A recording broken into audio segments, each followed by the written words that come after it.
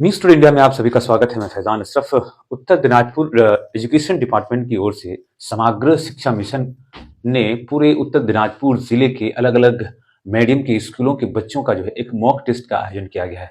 और इसमें लगभग पूरे जिले में 60 ऐसे स्कूल हैं जहां पर इस तरह के मॉक टेस्ट के जो है आयोजन किया गया है, इसका ये एग्जाम आयोजन किया गया। आप दर्शकों को बताना चाहते हैं, एजुकेशन डिपार्टमेंट हर साल अपने अपने जिले के विभिन्न ब्लॉकों में शिक्षा के स्तर को परखने के लिए बच्चों के इस तरह के एग्जाम लेते हैं। ऐसे में इस मर्तबा पूरे उत्तर दिनाजपुर जिले में 62 ऐसे स्कूल है जिसका चयन किया गया है और इन स्कूलों के अलग अलग क्लासों के बच्चों का जो है मॉक टेस्ट लिया गया। और खास करके अगर हम बात करें ग्वालपोखर की, तो ग्वालपोखर में भी इस तरह के मॉक टेस्ट का आयोजन किया गया education department of Uttar Dinajpur समग्र शिक्षा मिशन की ओर से।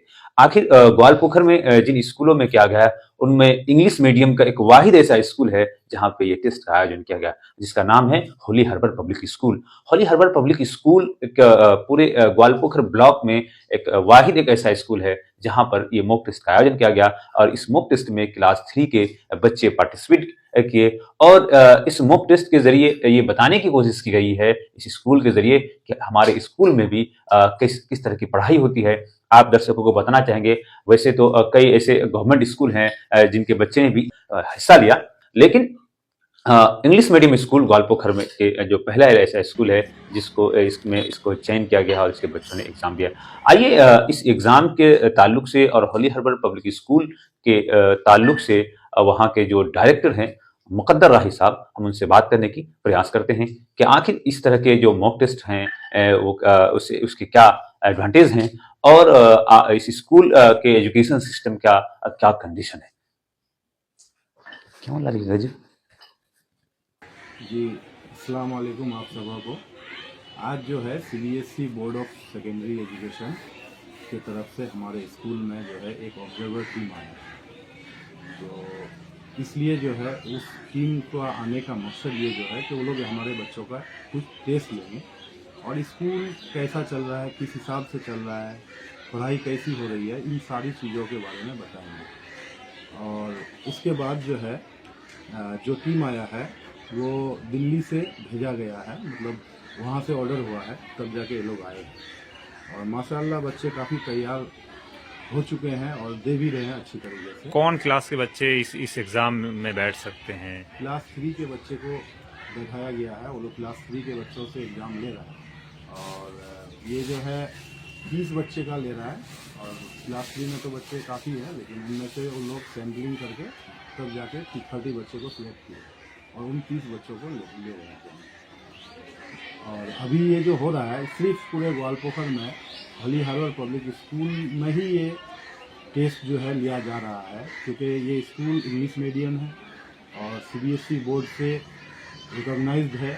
वो West Bengal board of primary education के थ्रू सीबीएसई मीडियम में रिकॉग्नाइज्ड है, जिसकी वजह से ये जो है टीम आए हैं और सारी चीज़ें जो है जांच पड़ताल। यानी ग्वालपोखर में सीबीएसई बेस्ड जो स्कूल है उसमें से वाहिद एक स्कूल है जहाँ पे होली हर्बल पब्लिक स्कूल में ये एग्जाम हो रहा है। जी जी जी। अब बाकी अगर दूसरे स्कूल में हो रहा है तो गवर्नमेंट स्कूल से। हाँ, गवर्नमेंट स्कूल में भी हो रहा है।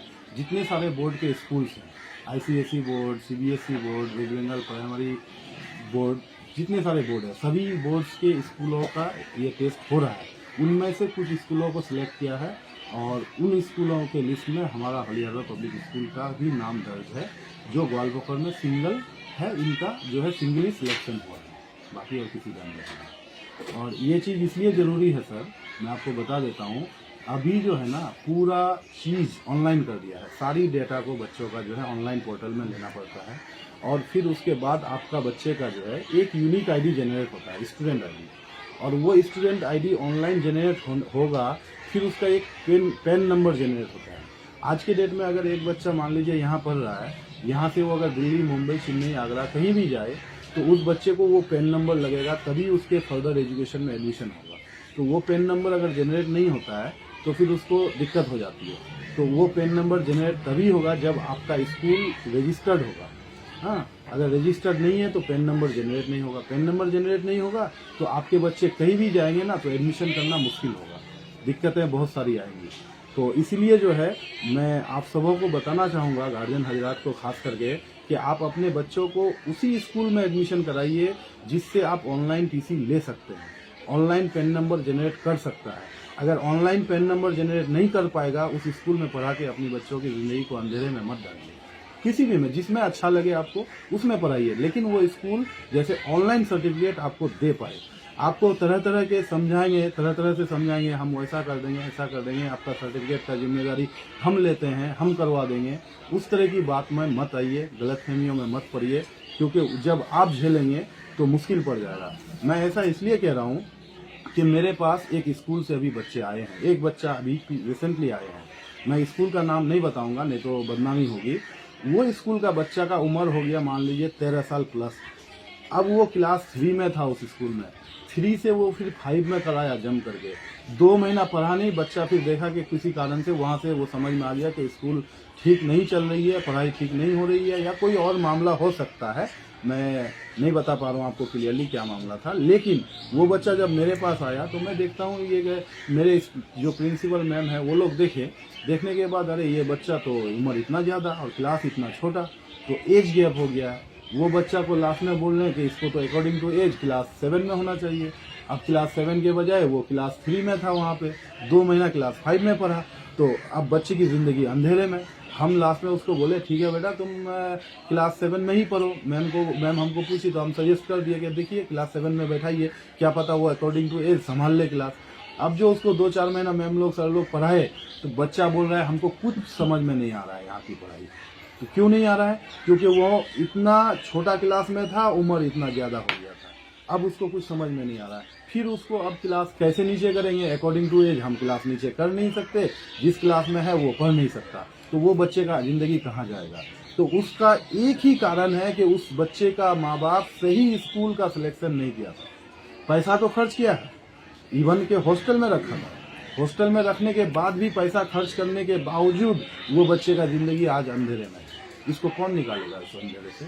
तो आप सबों के बच्चे भी इस अंधेरे में ना रहे, इसलिए मैं मशवरा दूंगा कि भाई मेरे जहाँ जहाँ देखोगे कि स्कूल खोल के बैठ गया है तो उस स्कूल से बचिए, उस स्कूल में अपने बच्चों को दाखिला मत कराइए, नहीं तो आपके बच्चे की ज़िंदगी भी अंधेरे में पड़ने वाली है। ठीक है, तो इसलिए आप लोगों से गुजारिश है कि आप ऐसे स्कूल का सिलेक्शन कीजिए जो रजिस्टर्ड हो, जो आपके ऑनलाइन टीसी दे सके। उनमें से हमारा एक हॉली हार्बर पब्लिक स्कूल भी है जो आपको दे सकता है। बाकी आपको अगर कोई स्कूल बेहतर लगे इनसे तो आप वहाँ भी जा सकते हैं, ऐसा कोई ये नहीं है कि आपको यही देना है। जहाँ बेहतर लगे, जहाँ तालीम अच्छी हो वहाँ ले जाइए, लेकिन वो स्कूल आपके बच्चों की सर्टिफिकेट दे सकता है कि नहीं, उम्र एज के हिसाब से क्लास को सही सिलेक्शन करा सकता है कि नहीं, वो सारी चीज़ आप देख लीजिए। क्योंकि आज तो आप 3 साल 4 साल में ले जाके एडमिशन करा देंगे, 10 साल बाद क्या रिजल्ट होगा उस वक्त आपके पास करने के लिए कुछ नहीं रहेगा। तो ये सब चीज़ों से बचिए। आज वो बच्चा रोज़ सुबह उठ के मेरे पास होता है कि हम क्या करेंगे, तो हम क्या कर सकते हैं बताइए? 4-5 साल की गैप की पढ़ाई को कोई भी टीचर पूरा कर देगा? इतना आसान है? इतना आसान तो नहीं है। कोई बच्चा अगर खुद से कर ले अलग बात है, लेकिन बहुत नामुमकिन वाली चीज़ है। तो इसलिए मैं आप सबों को कहूँगा, पूरे ग्वालपोखर में सिर्फ प्राइवेट स्कूलों में सिर्फ हॉली हार्बर पब्लिक स्कूल का ही सिलेक्शन हुआ है, जो कि CBSE बेस्ड है, इसलिए हुआ है, और इंग्लिश मीडियम। और भी CBSE बोर्ड से जो स्कूल चला रहे हैं उन लोगों का किसी का अभी तक तो नहीं आया है। इस बार शायद इन फ्यूचर आ सकता है, मुझे तो नहीं पता, लेकिन इस साल मेरा आया है। तो इस साल में मेरा ही स्कूल का हम कहेंगे। और बाकी स्कूल जो कह रहे हैं, जो हम CBSE चला रहे हैं, तो CBSE चलाने से तो नहीं होगा, रजिस्टर्ड भी होना चाहिए, उसका डॉक्यूमेंटेशन क्लियर होना चाहिए, बहुत सारे मामला है। तो अगर है जिसका तो आएगा, इन फ्यूचर आ ही सकता है। लेकिन मैं ये कहूँगा कि आपके बच्चे मतलब जहाँ भी पढ़े वो स्कूल रजिस्टर्ड होनी चाहिए, इतना ध्यान में रखिएगा। उसके बाद मैं एक और बात कहूँगा सर, अभी इस साल जो है 2024-25 का सेशन में जो है एडमिशन हम लोग के स्कूल में शुरू होने जा रहा है, दिसंबर के इन तक एडमिशन शुरू होगा। और इसके लिए मैं आप लोगों को एक जानकारी दे देता हूँ कि एडमिशन बिल्कुल फ्री रहेगा इस बार। ठीक है, उसके बाद जो है फिर क्या कहता है, हम एक PTM करेंगे। PTM में जो है हमारा, आप लोगों को मैं बता देता हूँ कि ज़रूर देखिएगा, आप लोगों को मैं उस दिन बुलाऊँगा कि हम जो इस साल सिखाए बच्चों को, क्या सिखाए, कितना सिखाए, कहाँ तक सिखाए, हमारे स्कूल के टीचर ने जो सिखाया आपको उस दिन एक देखने को मिलेगा। बहुत सारे स्कूल है ग्वालपोखर में जो कहता है हम आपके बच्चों को क्लास 7 में मेडिकल का तैयारी करा देंगे, भैया मेरे मेडिकल की तैयारी क्लास 7 में मुमकिन नहीं है। क्यों नहीं है? क्योंकि क्लास 7 में बेसिक एजुकेशन की ज़रूरत है, आपको हायर एजुकेशन की ज़रूरत नहीं है। एक बच्चा को अगर बेसिक स्ट्रॉन्ग कीजिएगा तो वो हायर एजुकेशन में जाके मेडिकल की तैयारी भी कर सकता है, इंजीनियरिंग की तैयारी भी कर सकता है। तो मैं ये कह रहा हूँ कि मैं कितना बेसिक स्ट्रॉन्ग किया हूँ हमारे स्कूल के बच्चों का, वो मैं पीटीएम करने जा रहा हूँ। बहुत जल्द अनाउंसमेंट होगा, टीचर्स हमारे पीटीएम में गार्जियंस को बुलाएंगे और हम दिखाएंगे कि हम अपने बच्चों को कहाँ तक सिखाए हैं, क्या सिखाए हैं। तब जाके आप लोग डिसाइड कीजिएगा कि कौन मेडिकल करा रहा है, कौन इंजीनियरिंग करा रहा है, कौन क्या करा रहा है और हम क्या करा रहे हैं। आप फर्क वहाँ पता कर लीजिएगा। और इसी के साथ मैं आपको कहूँगा कि एक बार होली हार्बर से जुड़िए, आपके बच्चों की फ्यूचर को जो है एकदम बेहतर से बेहतर बनाएं। Thank you.